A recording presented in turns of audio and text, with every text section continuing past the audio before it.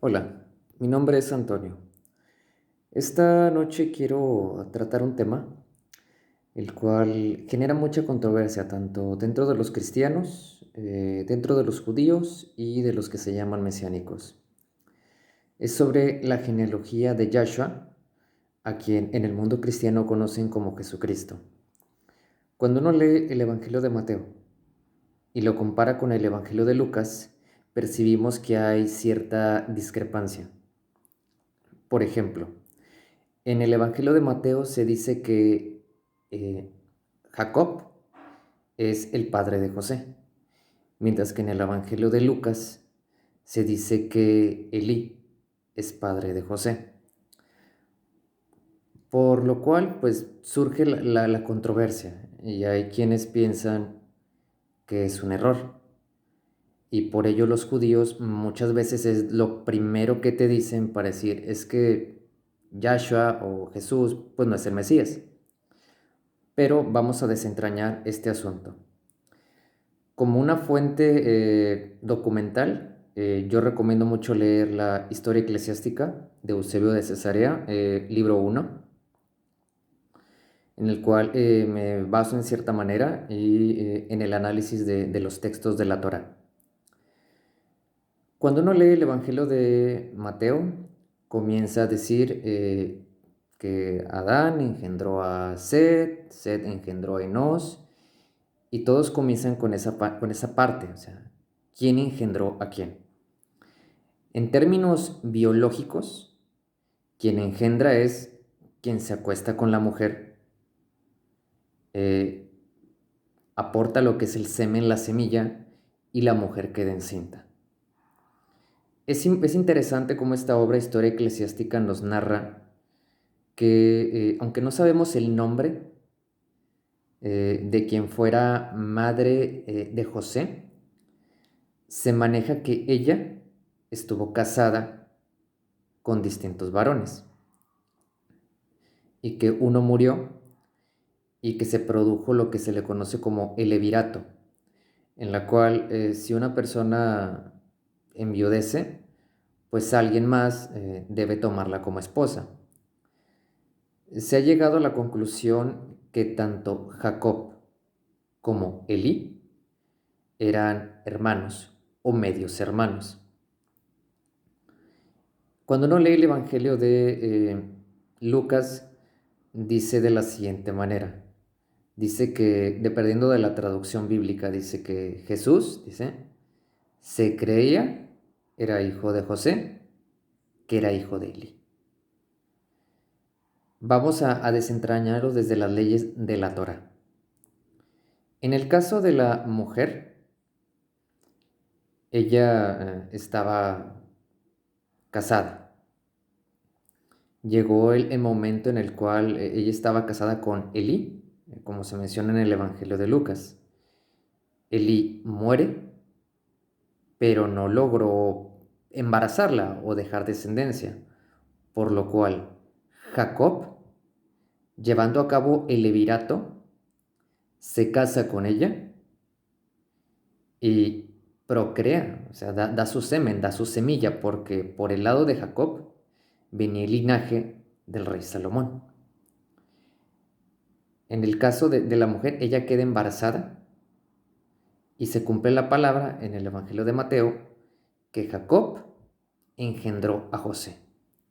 Sin embargo, según las mismas leyes de la Torá, el hijo pasa a ser simiente o cera, como se le conoce en el hebreo, de del otro hombre, del que no lo procreó. Por eso es como se conoce. O sea, ¿cómo les puedo explicar? Por ejemplo, vamos a suponer que yo tengo un hermano.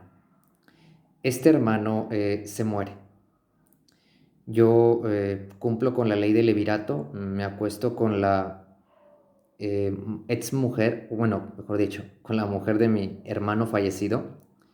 Yo le embarazo, el hijo es engendrado por mí, pero pasa a ser, en términos legales, descendencia de mi hermano. Eso se le conoce como levirato. El judaísmo es muy especial y muy quisquilloso en cuanto a ese tipo de tema. Es un tema muy complejo. Incluso el judaísmo en sus tratados del Talmud tiene lo que es Yevamot, que trata sobre ese tipo de temas. O sea, yo se lo recomiendo que lo lean. Lean el Talmud. El tratado de Yevamot es sobre el Ayibut, que es el levirato, mejor traducido en español. Y realmente eso fue lo que pasó. La mujer estaba casada con Elí. Elí muere sin haberle dado un hijo.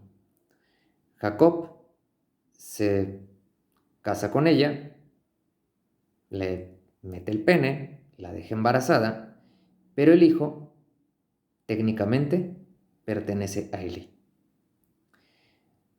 Hay una maldición que le conoce como la maldición del rey Jeconías. En el caso de Jeconías, el mismo creador, o sea, Yahweh, le dice que no habría descendiente de él que se sentara en el trono de David. Y incluso los mismos sabios del Talmud los Jajamim estaban preocupados por todo ello, porque en el caso de Jeconías, él fue llevado cautivo a Babilonia y su esposa no quedaba embarazada. Hasta que la esposa quedó embarazada, allí comienza nuevamente la descendencia. Pero ya ninguno de los descendientes, al menos del lado de Jeconías, y Jeconías viene del linaje de Salomón, pues ya no logró sentarse como rey, o sea, en un trono. ¿Por qué? Porque cuando los judíos regresan a Jerusalén, ellos llegan y llegan como un pueblo conquistado. De hecho, Zorobabel, hijo de Salatiel, que significa nacido en Babilonia, no llega como rey. O sea, él llega como un gobernador más, un alcalde, un edil. Es quien se encarga. Y comienzan los gobernadores, muchos de ellos judíos, pero eh, ellos llegaron a tener un rey que era Herodes. Herodes el Grande, el que mandó matar a los niños. En el caso de Herodes, él no era judío, él era un idumeo. Y fue justamente por los romanos que él comenzó a gobernar y su dinastía, la dinastía de los Agripa. Pero realmente eso fue lo que pasó, que se hizo un matrimonio de levirato y llegó a nacer José, engendrado por Jacob, pero siendo hijo de Elí. En el caso de Yahshua o Jesucristo, como se le conoce en la mayoría de las Biblias cristianas, pues él fue engendrado por el Ruach HaKodesh, mejor conocido en español como el Espíritu Santo. Para tratar de explicar este tema también es muy controvertido. ¿Por qué? Porque hay muchas personas que dicen que Miriam, o sea, porque era el nombre correcto, porque el nombre María nunca existió, dicen que se acostó con un soldado romano y que el niño, el producto, pues era un bastardo. Esos son cuentos judíos. Hay un texto llamado Shefer Toldot Yeshu, traducido al español lo podemos llamar Libro de las Crónicas del Niño Jesús, en la cual narran que supuestamente Miriam se había acostado con un soldado romano y que quedó embarazada.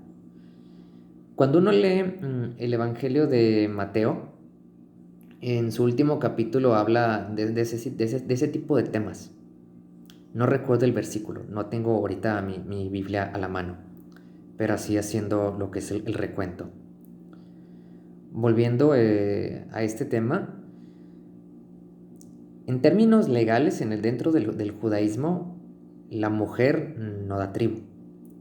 Por ejemplo, si yo soy de la tribu de Leví y tomo como esposa a una mujer de la tribu, no sé, de Zabulón, yo engendro el bebé, y si yo soy de la tribu de Leví, el niño es levita, no es de la tribu de la mujer. Dentro de los mismos judíos, a veces no permitían que se casaran con personas de otras tribus. En el caso de los dos, o sea, de Elí y Jacob, ambos eran de la tribu de Judá. Eso es algo que yo te quería compartir para tratar de arrojarte un poco de luz de esa discrepancia de la cronología. No tiene ningún error, o sea, es muy claro.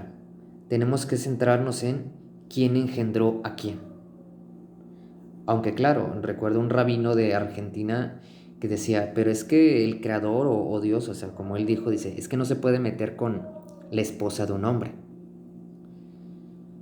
Pues recordemos que el espíritu o el ruaj es muy poderoso. Para quienes no saben mucho de hebreo, les aclaro ciertos términos para no incurrir en inidías o errores. Por ejemplo, la palabra nefesh significa alma. Ruach es espíritu. También se entiende o se traduce como soplo o aliento, mientras que Hajim significa vida. Les comento esto porque hay algunas traducciones como la de los testigos que alma, espíritu y aliento, o sea, y vida prácticamente te la meten igual. Pero la verdad es que no es así, o sea, son términos diferentes y tienen contextos diferentes.